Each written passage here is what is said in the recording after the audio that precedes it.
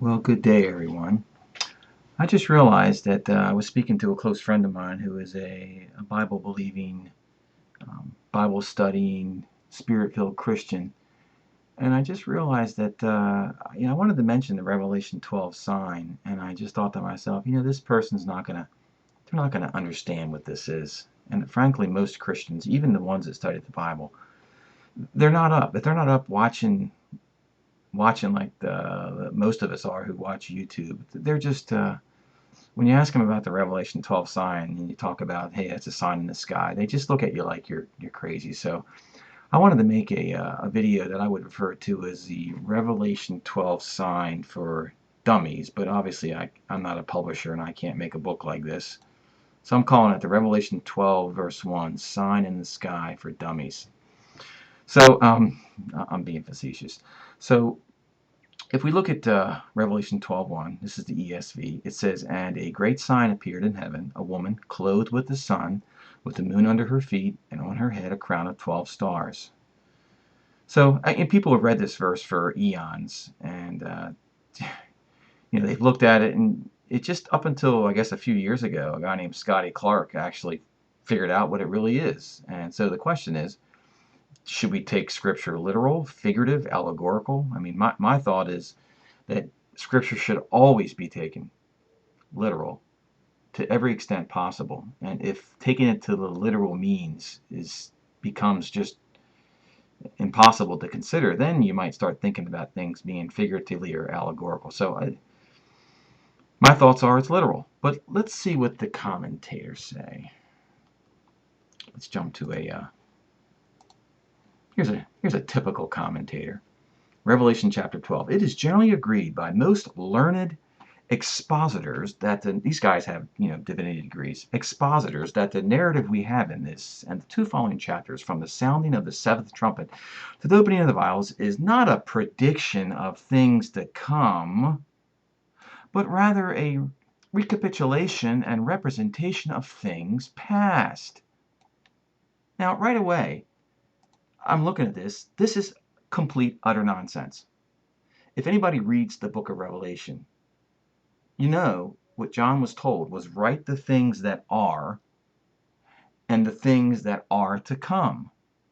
So what's the first thing that this quote unquote learned commentator writes? He jumps right off and says the exact opposite of what Jesus told John. Not a prediction of things to come, but rather a recapitulation and representation of things past. It's just when I read things like this, I think, how dumb are these commentators? And you can't, I would say, get away from commentators. Just like the Jews reading the Talmud. It's just utter nonsense. So I'm going to jump back down here. I'm going to skip for a second and jump down here. So Revelation chapter 1. The revelation of Jesus Christ, which God gave him to show his servants the things which must soon take place. So John wrote this in, 80, 90 AD. Okay, not the, Verse 19, write therefore the things that you have seen that are the present, and that the things that are about to take place in the future. So where do these commentators get off saying backwards ass things like this? I'm sorry to be direct like that. And people, when they read this, Revelation chapter 1, they say, oh, a great son, a woman. This is a representation of ancient Israel or Jesus. Joseph with his they mix it up with Joseph and his dream, and Mary having pregnant with Jesus, which is all past. That happened at 30, 32, 30 AD, or 6 or 3 or 4 or 6 BC is when Mary gave birth. So if Mary gave birth in 3 BC, that is past. They want to go back to the past. That is past timing compared to what John saw when John read this. So it's obviously future. That just goes to show you when you read commentators that you can't trust any of it. For the most part, it's just, I don't know. Okay, so let's start when we want to interpret Scripture. My thoughts are this. Let's begin by interpreting Scripture with Scripture. So let's go back to what God says. So think about what he said up here. And a great sign appeared in heaven, a woman clothed in the sun, with the moon on her feet, and on her head a crown of 12 stars. John saw this in the future.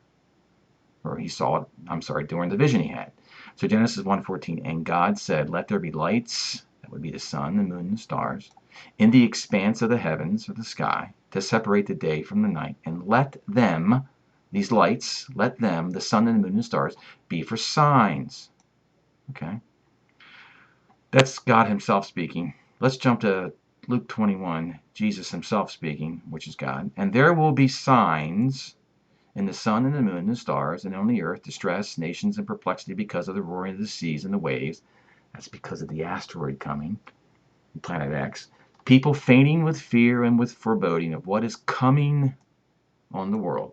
For the powers of the heavens will be shaken. And then they will see the Son of Man coming with in a cloud with power and great glory. So Jesus himself is telling us that there will be signs in the sky made up of what? A sun, the moon, and the stars.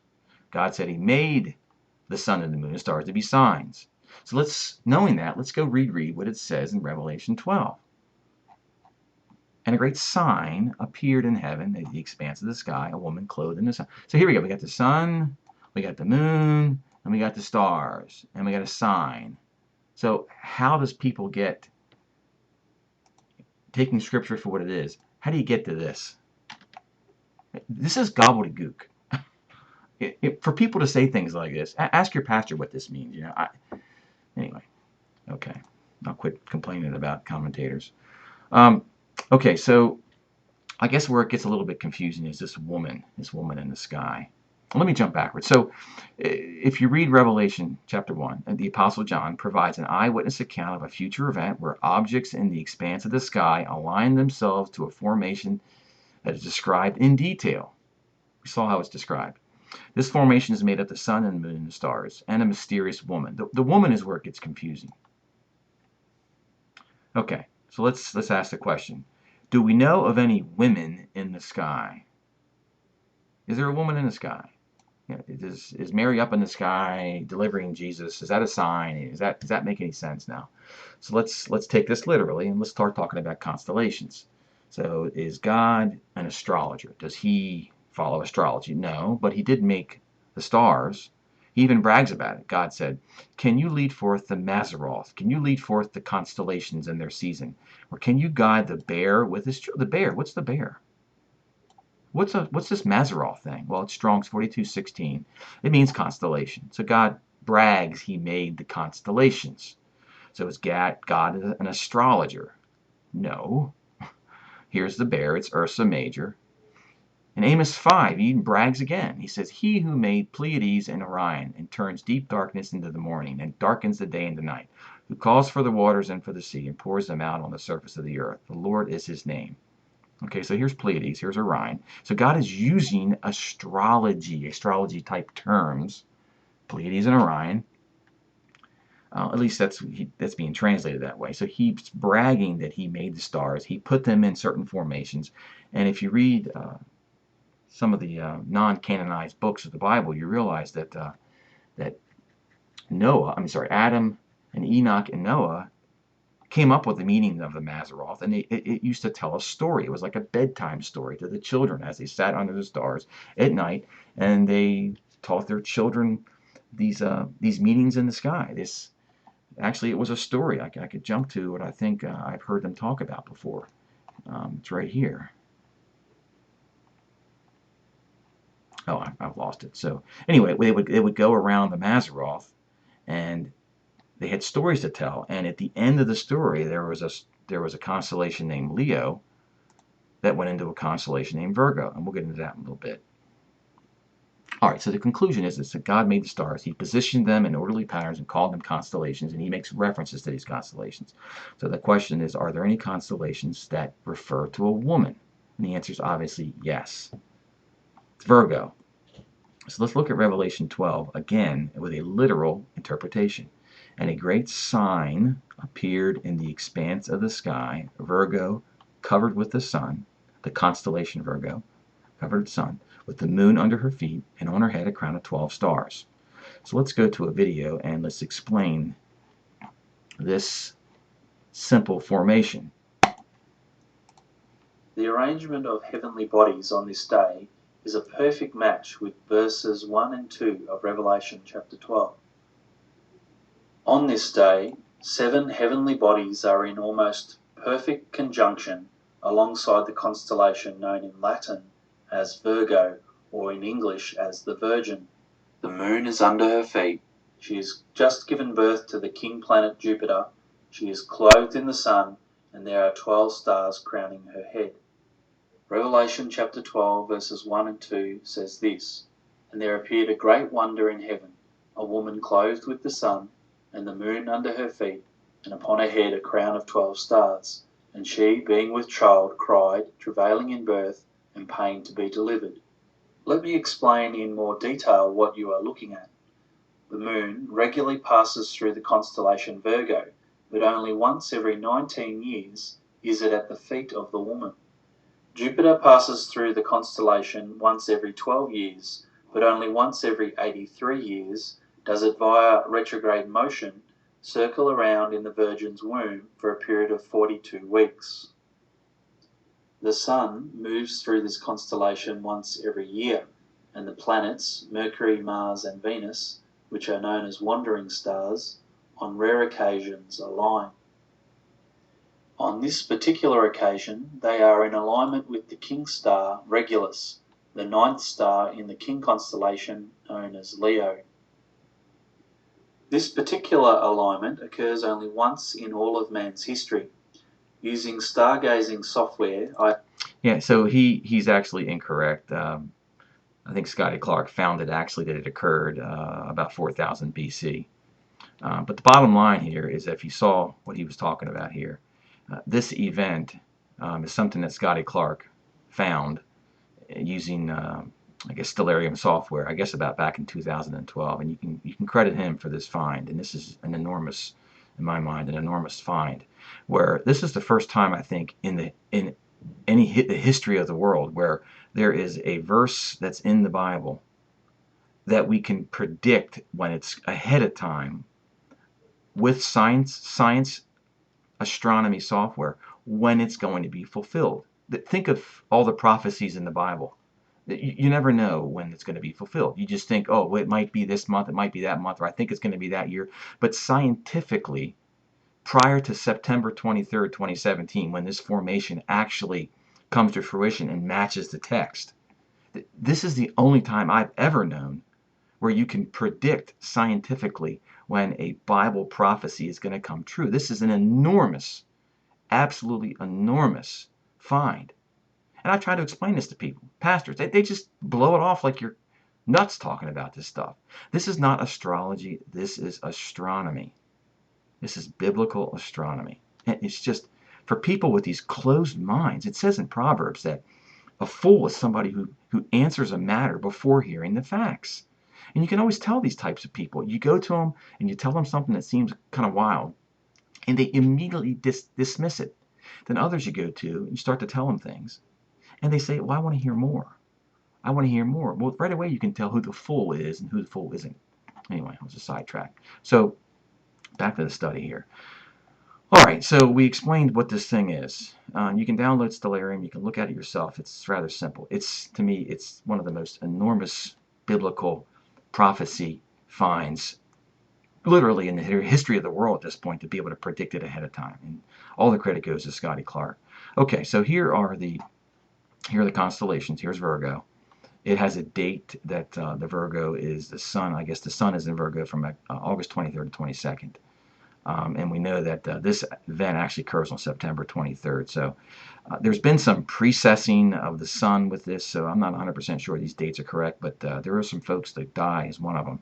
She had where she was told that everything is off a month. So if everything is off a month, that would mean Virgo would be September 23rd to October 22nd, and lo and behold, that's the date we have for this sign. Okay.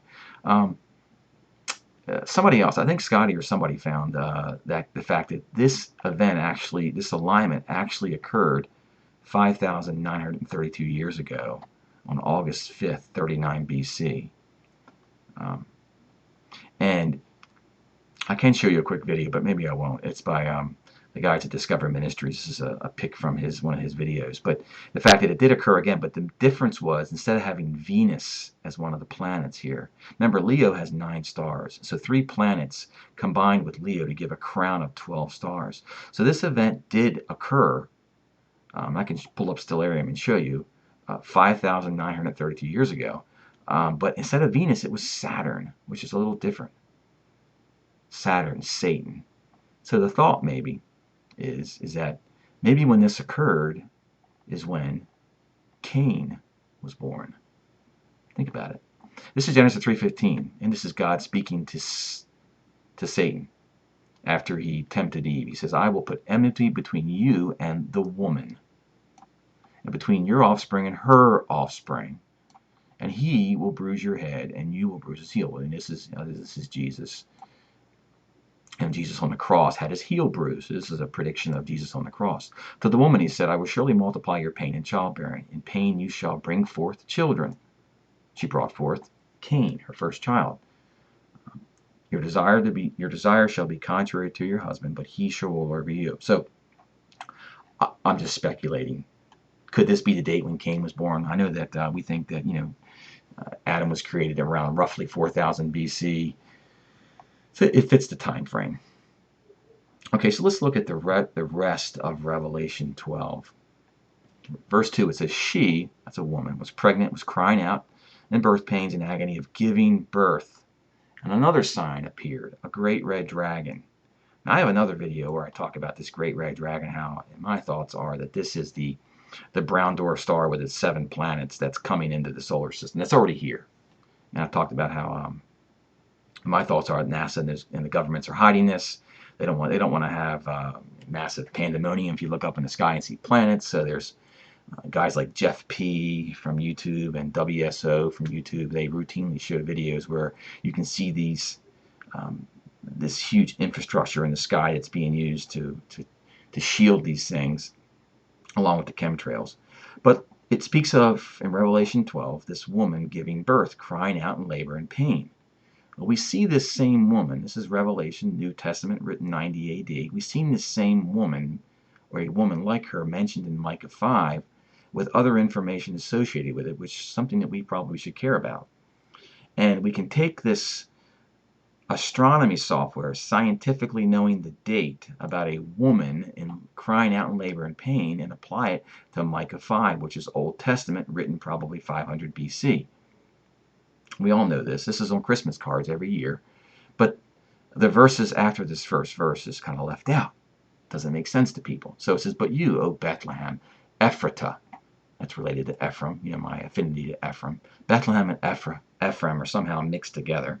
But you, O Bethlehem, who are too little to be among the clans of Judah, but from you shall come forth from me, that's from God, one who is to be the ruler in Israel. We know that to be Jesus, Yeshua HaMashiach, whose coming forth is from old, from ancient days. So we know that, so there's going to be a ruler. I mean, if you were a Jew and you didn't believe in the Trinity, you'd say, okay, God's going to have somebody that's going to come from Bethlehem, be born in Bethlehem, yet this person born in Bethlehem was also from the Ancient of Days. They are everlasting. And it makes perfect sense for us that are aware of the Trinity. We can't comprehend the Trinity, but we can apprehend it. We can just take it for what it is. And so we know that when Jesus walked the face of the earth, he told the Pharisees, and they got pretty mad at him. He made a reference. Jesus said, before Abraham, I am. And that actually plays out in this verse. He was, obviously. Jesus was there at the beginning. So verse 3, this is where it gets interesting to look at what is being said. Consider these words. Therefore he, that's Jesus, shall give them, I would say that's the Jews, up at his ascension. He left Judea at his ascension. He gave up the Jews. He just left them. Time to go up to be with his Father. So therefore he, Jesus, shall give them, the Jews, up at his ascension. I added that in brackets. Until the time when she who is in labor has given birth. Now that Scotty Clark's found this out for us, this makes sense now. This never made any sense to anybody before. When she who is in labor and given birth. And when is that?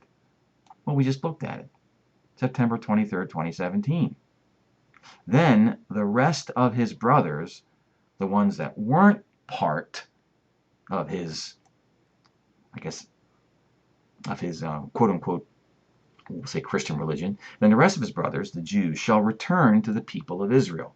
Now, if you've watched my videos, I talk about who Israel is, the whole house, or Israel.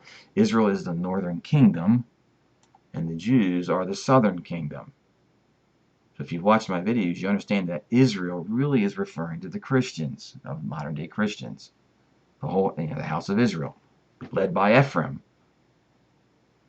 And the Jews are still the Jews that are part of the southern tribe of Judah, who are still partake in the first covenant with Mosaic, the Mosaic covenant. And when we read Ezekiel 37, we see that there's a stick of Ephraim, there's a stick of Judah, and at some point they're going to be united, just like it speaks here. And he shall stand and shepherd his flock in the strength of the Lord.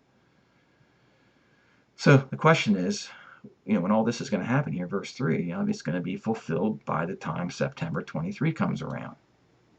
When you go back to the video, actually, you see that when you look closely at the event, you see that Jupiter comes out of the womb prior to September 23.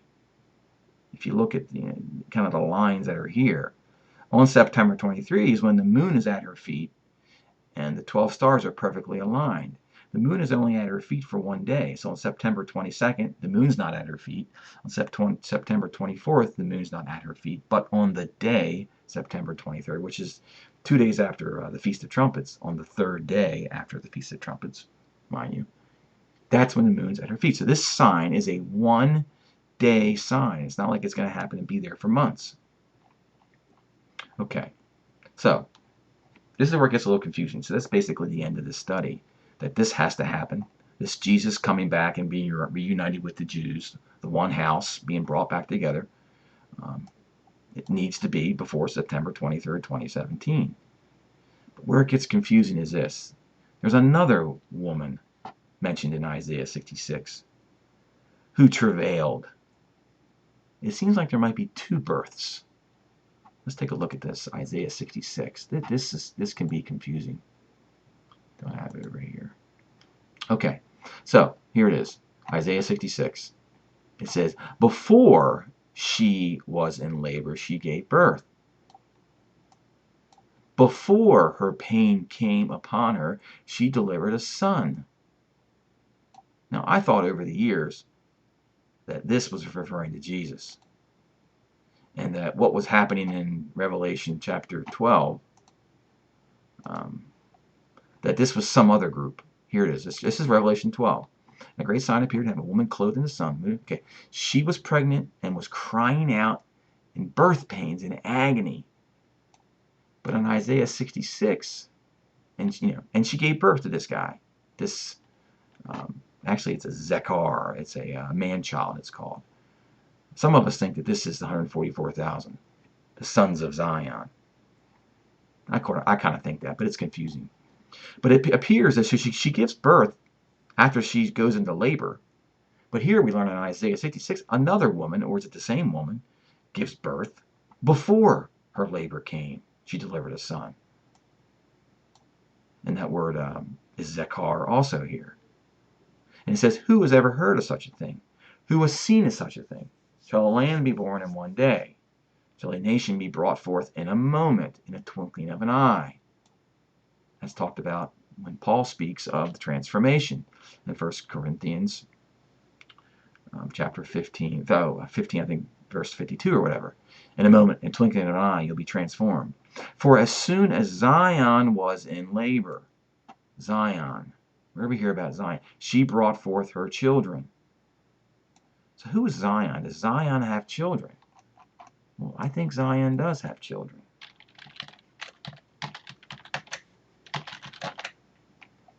Then I looked, and behold, on Mount Zion stood 144,000. Are these the sons of Zion? I think they are. So there appears to be two births. I don't have it all figured out, but there's something about an early birth and then a birth around September. So some of the Christians, the faithful, the ones who have already called upon the name of the Lord, my sense is that these guys are going to be birthed, transformed prior to the September 23rd date. And then in September 23, there's either going to be another birth. I don't know what it means, or caught up. Some folks think that these sons of Zion, these 144,000, the bride of Christ, whatever you want to call it, that they're going to be caught up, raptured at the end of some sort of time of trial after they brought in the second harvest.